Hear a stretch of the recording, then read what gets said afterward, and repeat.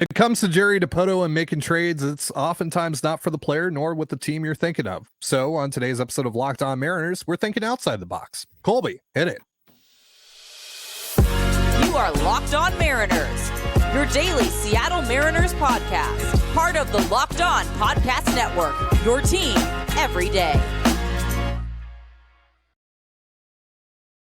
Ahoy, sailors. It is Thursday, June 8th, 2023. This is Tiding Gonzalez and Colby Patnode for the Locked On Mariners podcast, brought to you by Bird Dogs. Go to birddogs.com/LockedOnMLB. And when you enter promo code LockedOnMLB, they'll throw in a free custom Bird Dogs Yeti-style tumbler with every order. Thank you so much for making us your first listen. Subscribe, like, and turn on alerts if you're watching on YouTube, or subscribe and leave a 5-star review on your preferred podcast platform if you like what you hear. And if you're part of the crew and rock with us every single day, let us know in the comments below. And if you want to hear from us even more, please consider signing up for our Patreon. You can now get a free 7-day trial to check out the show. The link, as well as our social accounts, is in the description of this episode. It's another off day for the Mariners today, so we're going to turn this into a trade special, and we're going to do something a little bit different with this one. Colby's done some digging, and we're going to talk about some potential trade partners and targets most wouldn't expect to be possible. But before we do that, I want to address something. And this is going to be the only time we address this. We're just going to get this out of the way because it's really silly. Colby, I don't know if you've seen the comment section on our last couple of videos, but hasn't been great. Not super positive, and I can't entirely blame Mariners fans because this has been an awful road trip. But I've seen a couple of common comments over the last couple of videos that I do want to talk about here, saying that we're pushing this narrative that it's still early, that we're trying to convince our listeners that it's still early, that you're all overreacting about the struggles of the Mariners. Blah, blah, blah, blah, blah. Even though, and you can run the tapes back on this, on Monday's show, we quite literally said, it's not early anymore. We're about 2.5 months into this thing. And the Mariners right now need to have a great month of June, or else their season probably done, because it has a domino effect on how they approach the trade deadline and how they approach the last 3 months of the season as a whole. So let's get that out of the way here. Let's make that definitively clear. It's not early anymore. We don't think it's early. We are just as, if not more so, disappointed than you. And honestly, I would say more so because we have a lot more writing on the Mariners' success than the average Mariners fan, because when they lose consecutive games, fewer of you tune in, fewer of you watch the show or download the show, and that directly impacts the livelihoods of both Colby and I. So not only are we upset from the standpoint that we're passionate, lifelong Mariners fans, you throw in the monetary aspect on top of that, we're incredibly disappointed with what we see. Like, do you think that we come on here every single day and enjoy talking about loss after loss after loss after loss and talk about a painfully mediocre ball club, which the Mariners pretty much are right now? No, we don't at all. This sucks. But that said, it's not our job to both match and coddle your outrage with the team. It's not our job to call for the heads of Jerry Dipoto and Scott Service following back-to-back 90-win seasons. Especially when we simply think, look, we don't have any personal ties to Jerry Dipoto and Scott Service. We don't owe them anything. We just think that they deserve a little bit more leash than 2 disappointing months before we start calling for their jobs. Our job here on the Locked On Mariners podcast is to create fun and diverse content for you guys to engage with. And some of it not going to be for you. Some of it will. That's just how things are. But let's stop with this whole BS that we're bootlickers, because we're not pissed off. Mm-hmm. Okay. Yeah. You don't win a prize for being the angriest Mariner fan. And if you're so angry after Mariner losses that the only thing you can do is try and yell at us for not being as angry as you, I would suggest stop watching baseball because it's probably not good for your mental health, but also B, try getting a life. How about that? Go outside and touch some grass. It's going to be fine, guys, because at the end of the day, the Mariner team could lose 100 games and the sun's still going to rise tomorrow. We're still going to talk about this team. We're still going to continue to put out the same podcast. And you guys are still going to come into the comment section and somehow take your frustrations out on us, even though we've done nothing but just react and give you our honest opinion on a baseball team that we don't have any say on. We don't. So they should have spent more. They need to spend more. Why don't you get on them for spending more? How would that help? How would that help? That's not even fun and for we've us. done it. And we've done that. We've done that. Yeah. You can go back and listen to the old episodes. We're not going to reiterate that every single episode. I'm sorry. We're just not. That's not fun to us. That's not interesting to us. And that's not interesting to a lot of our listeners, frankly. Honestly, it's not interesting to the people who want us to do that every single day. Trust me, it's not. We did that every single day. You guys would stop watching because it's just the same conversation over and over again. And if you want that, boring. And if you want that, by all means, there are other shows covering the Mariners out there that are doing that a lot. Mm-hmm. Okay. It's their whole personality. There's plenty of content that is doing exactly that. And you're more than welcome to go and listen to that. Okay. Yep. Some like that. That's just as simple as that.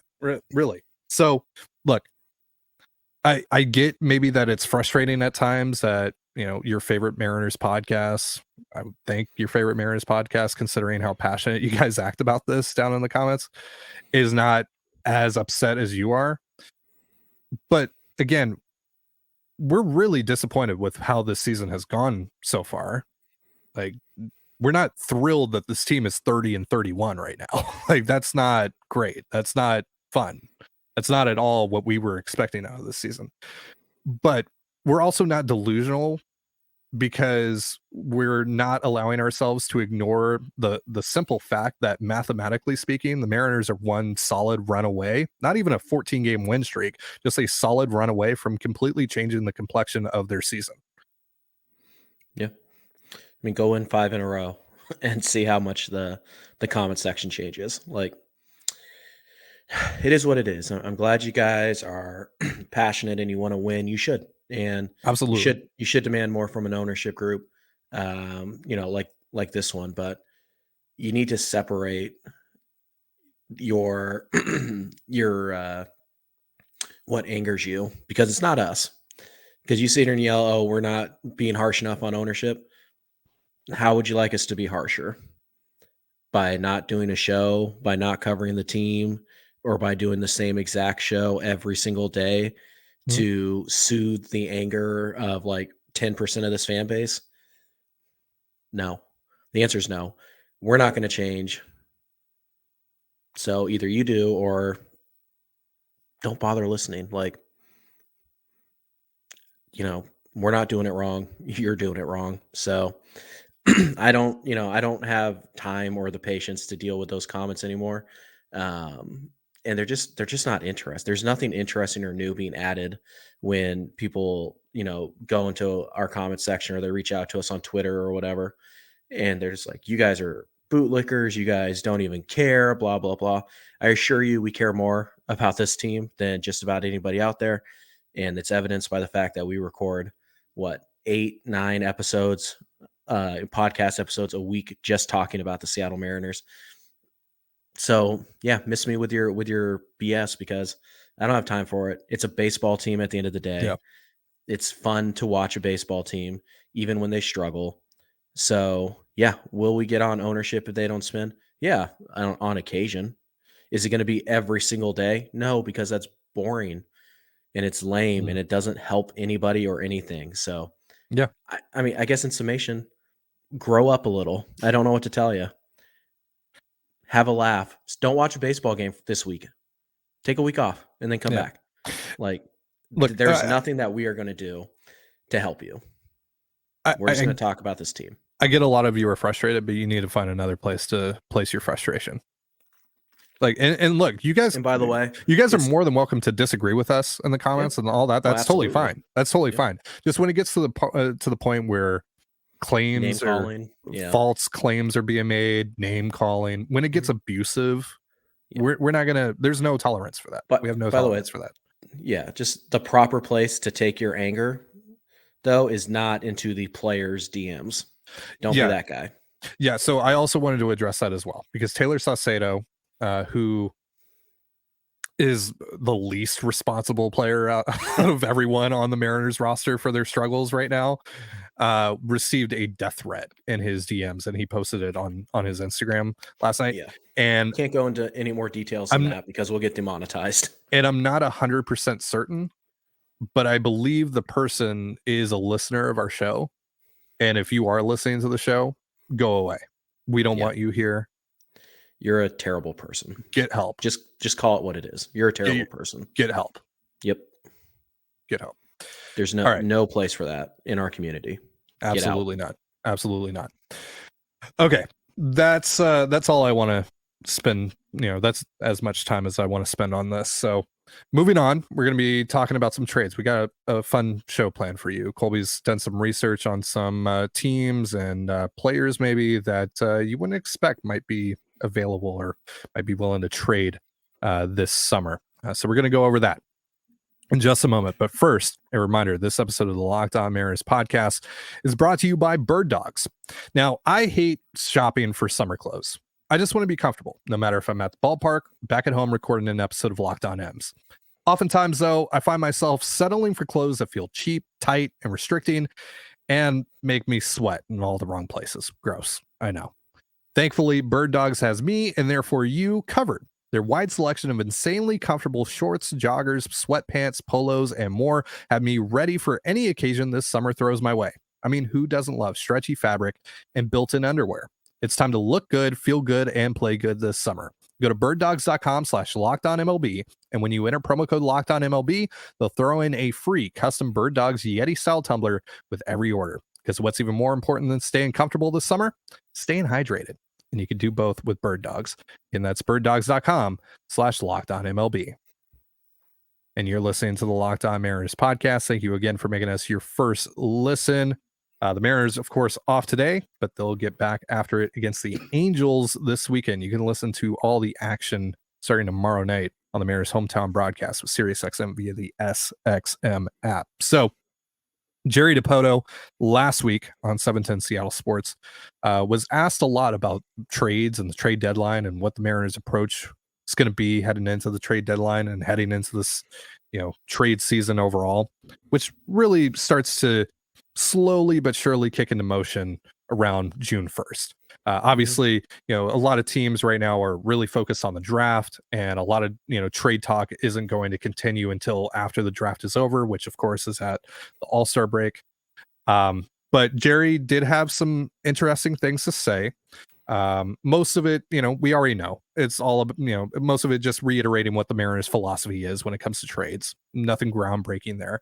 But he did talk about how, some of the talks that, they're having or that occur around this time or with teams that you wouldn't expect to be selling major league pieces and about players that you wouldn't expect to be available. So, Colby, you've looked into that a little bit this morning. You've looked into some teams that we would think are just straight up buyers this summer that actually might be willing to sell off some major league pieces. So let's dive into that. Yeah. So caveat here, though, is obviously these teams that are willing to sell off major league pieces or might be, they're going to want major league pieces back. So it's a major leaguer for a major leaguer trade. You're not trading prospects for a major leaguer, not from these teams, more than likely. So I think, you take Jerry DiPoto's statement about teams that you might not think are willing to sell major league pieces and guys you don't think might be available, stuff like that. To me, that points to more of just kind of a bigger, like, hey, don't look at rentals, don't focus on, don't just write somebody off because of the name, actually look at what they can bring to the table. And there's a few teams out there that I think really fit. One of them being the Tampa Bay Rays. Tampa Bay has the second worst bullpen in baseball by F4 standards. That's surprising. Yeah. Only Oakland is worse. Now, there's a big gap between Oakland and Tampa, but Tampa Bay does have some bullpen issues. The Mariners have a very good bullpen, and they're very good at finding bullpen pieces that work. So I think that's a possibility to look at. Obviously, again, you're going to have to trade big leaguers to get big leaguers with Tampa Bay, but it's not just the Seawalds and the Brash who all make sense for Tampa Bay. It's also Trevor Gott. It's also Justin Topa, Gabe Spire, Taylor Saucedo. These guys all make sense for Tampa Bay, especially if their bullpens have struggled. And Tampa Bay makes a lot of sense because not only do the Mariners and the Rays have a long trade history together, but the Rays are very willing to trade major leaguer for major leaguers. If you want proof, go look at the Willy Adames trade. They traded their starting shortstop for two good relievers, not even great relievers, just two good relievers. And they're definitely going to be willing to do that again. They have a deep lineup. They have a deep farm system. So there are some guys on that team that make a lot of sense. We'll talk about one of them later on, I think, in our last segment. Just kind of a guy who's kind of caught my eye. Don't love the idea, but I think it's worth talking about. Okay. But there are a couple guys on the Rays that make sense, and the Mariners have something that the Rays would want. Also for the Rays, watch Tom Murphy. Rays catching situation is not bad, but could be better. And Murphy is a guy who's going to get a lot of at-bats for them in theory. So that's one team to watch, Tampa Bay. How about Baltimore, the team that's chasing them right now? This one's going to be a little controversial, sure, but Baltimore not getting a lot of production out of their first baseman. The Mariners have Ty France. I just throwing that out there. You know who else doesn't get any production from their first base spot? Who? The Houston Astros. Oh, yeah, that is right. Yeah. So there's a couple teams there that need first baseman. You know who else isn't getting anything out of their first base spot? Who may or may not be buyers. Again, reminder, you guys are allowed to disagree with us in the comments. No, trade Ty France for JP France. Done deal. So there you go. As soon as you mentioned the Astros and Ty France, God. Mm-hmm. Yeah. Yeah, say what you want. I'd rather win than worry about agent what of chaos. the Astros are doing. Truly an agent of chaos. Sure. Yeah, you can call me Loki. Yeah. Another team that are they buyers? Are they going to? I don't know. But Philly needs a first baseman. Rhys Hoskins is a free agent after this year, anyways. They don't have a long-term answer there. Ty France could make sense for the Phillies. So I think when you're looking at, I think when you're looking at potential, major league for major league deals, you have to really, you look at what you have that you can offer and what you need, and you try to team them up. So any of those teams or any of those ideas interest you, Ty? All right. So what are you trading Ty France for, ideally? Because I assume that you've put some thought into that with some of those teams, right? Like Baltimore or Houston. Yeah. So the thing with Baltimore is it's tough with Baltimore because obviously you're not getting Rutschman or Henderson or anybody. You're not getting Mullins or anybody like that. So I think you're kind of looking at sorry. Yeah. Allergies. Yeah. Killing you. I don't know. Like, here's the deal. France also has 2 full years of club control after this year. So for me, when I'm looking for France, I'm looking for a similar-ish bat who can either play in the outfield or second or third, because it's just easier to find a first baseman in the winter than it is those positions. So the guy in Baltimore that kind of jumps out a little bit is a guy we've talked about a lot. Anthony Santander is kind of interesting. You'd be trading essentially 2.5 years of France for a year and a half of Santander. But again, the ability to play right field is pretty big for Seattle because they don't really have a right fielder next year. So it's somebody like that. What would you think of that? It's the lack of club control. Like it's the trading 2.5 years of Ty France for 1.5 years of Santander. Now Santander has more power, right? He plays arguably a greater position of need. Maybe not really for this year, but definitely next year, because I said this on Monday or maybe yesterday, I forget, that Teoscar Hernandez isn't going to be back next year. You can take that to the bank. So they're going to need an outfielder at some point. They're going to need to address that at some point. It's just I don't know. Does Austin Hayes is another potential. how much swap. club control does he have left? Hayes, I don't know. I'm willing to sacrifice a year of club control, in particular when it's Ty France, just because first base is just easier. It just is, like, Right. so I'm not trading Ty France for a rental, obviously, but Yeah. Hayes has the same amount of club control. Yeah, Hayes I'd be more open to, but I'm not sure if the Orioles would. He's do also that as a worse well. player. Yeah. I don't know. It's interesting. It's a conversation starter for sure. It's just I don't know if it necessarily makes sense on both ends, right? Because for the Orioles, right, why would you trade Santander for France? Obviously, you're not getting a lot of first base production, but still, one can make the argument that you're getting worse. So, I kind of don't think so. really, I think all France is better than Santander, but again, all right. Well, then then with you admitting that, then why would you trade more club control with France for a worse player who has less club control? More important position, better fit in the ballpark.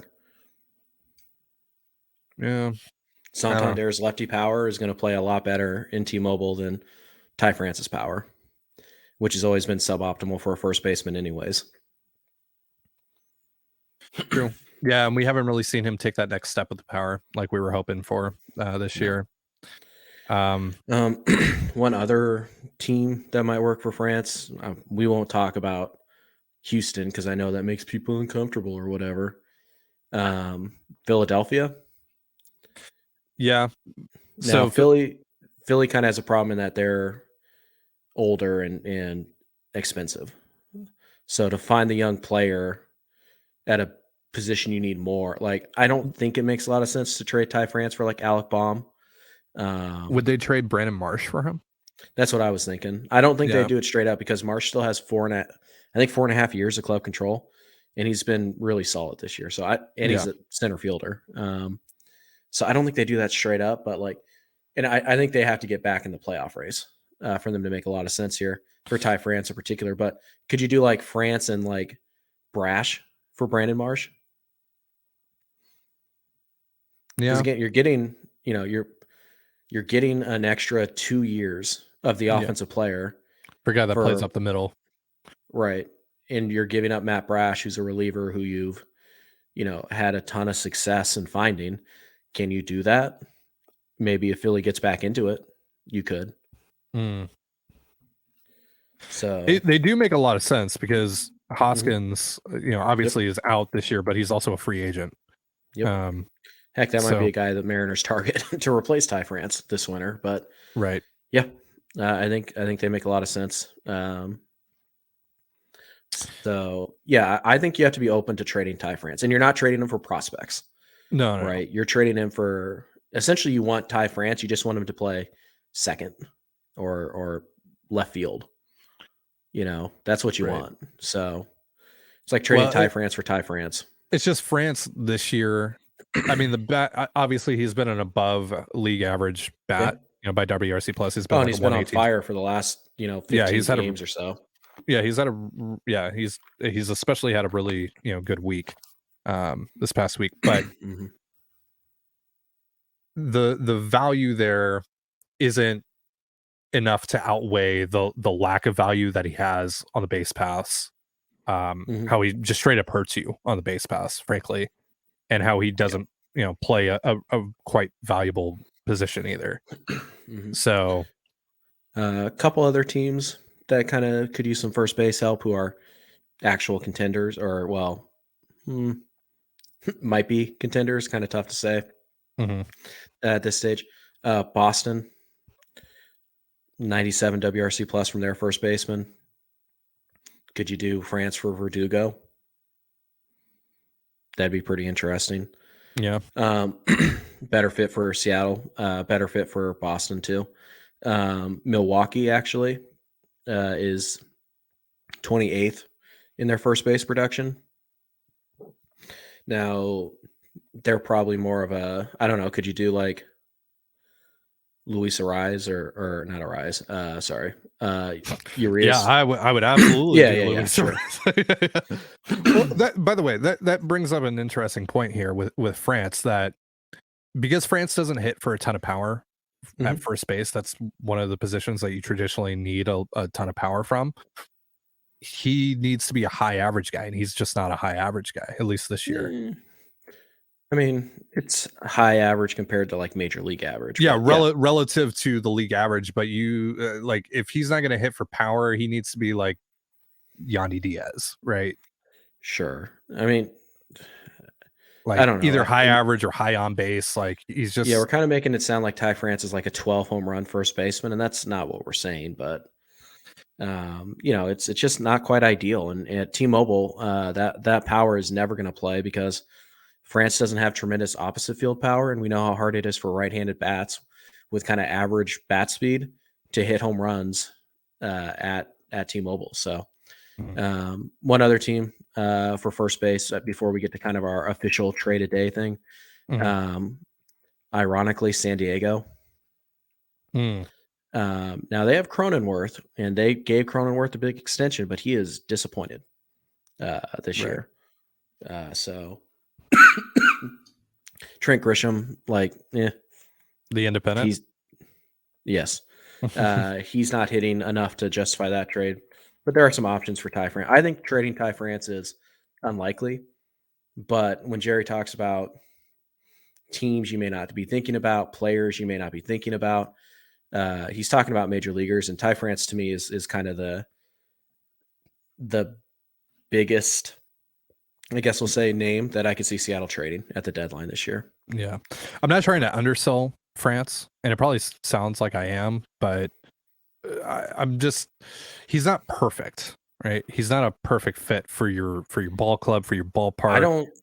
I don't think he's here past his club control either. Like, I don't And think he's an extension candidate. yeah. And while the bat is above league average, I just don't think that he does enough in other areas where it's just, you can't trade him. Yeah. Like you can't possibly trade Ty France, Yeah. You don't give him away. That's not what we're saying. Yeah. But if you can get Ty France who plays third, like for Ty France who plays first. Yeah. Yeah. Or if you can get a slightly worse bat, but someone that maybe hits for more power and gives you more value on the base pass and defensively, then I mean, yeah. If Ty France is like a 125 WRC plus first baseman, and you can trade him for a 110 WRC plus third baseman who's at least average over there, you probably should do it. Right. Assuming the club control is close even. So yeah, I just think you have to be open to it. So, I didn't think this was going to be the trade Ty France episode, but I do think that it's something that we should be discussing because I think it's a legitimate chance that they do it, whether they're in it or not too, by the way. Right. So So we're running a bit late here, but we've already talked about quite a few trades, but you did tease one with Tampa. So let's get into that. Yeah, so it's just simple. Tampa Bay has a couple of infielders that I think the Mariners will have interest in, and the Rays have the depth to trade for relievers. Yep. So the two guys that jump out to me right away are Taylor Walls, second base, shortstop, third base, having a bit of a breakout year. Really was just really in May, and it's kind of, but he's a good base runner. The defensive metrics hate him, but like the people who like this, like the scouting community, seem to think that he's a really good defender. So I don't know what to think there. He seems to be much better at third than he is at second. But hey, you know what? Eugenio Suarez hasn't exactly locked down third base for this foreseeable future. So if Walls is a third baseman, fine. Walls walks. Strikeouts aren't out of control. He's got some pop. He can steal bags. He's a good base runner. He's a pretty good defensive third baseman, at least by the metrics. And he can play shortstop and second if you need him to in a pinch. I think that's an interesting guy. And also Isaac Paredes, third base / first base. Right-handed power, so not ideal, not a guy that you love playing at T-Mobile, but he's kind of Eugenio Suarez. Really, he's younger Gino, more or less in my eye, and he's having a really good year this year. So I think those two guys are really interesting. I just recently added them to our trade sheet that's available for all patrons. I think they might cost you Seawald.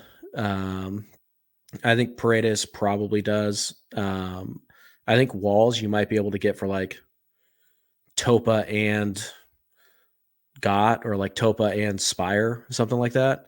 So I think those two guys are good fits who have multiple years of club control at positions the Mariners don't exactly have an everyday answer at beyond this year. So I think Walls and Paredes are actually I think they fit everything that Jerry talked about. They're on a team that you wouldn't think would trade major leaguers.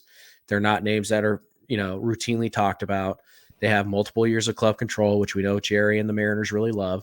Those are two guys that and the Rays are a team that A, are a willing trade partner, B, line up with you pretty darn well in what they need and what you have, and C, have already shown they're more than willing to trade major leaguers in creative deals. So I think those two guys, I'd be surprised if, like, obviously we'll never know, but I would be shocked if like Jerry called me and was like, hey, we don't want those two guys. Like, we have no interest in either of those guys. I'd be shocked because I think they're really good fits, and I think Tampa Bay is a really good trade partner.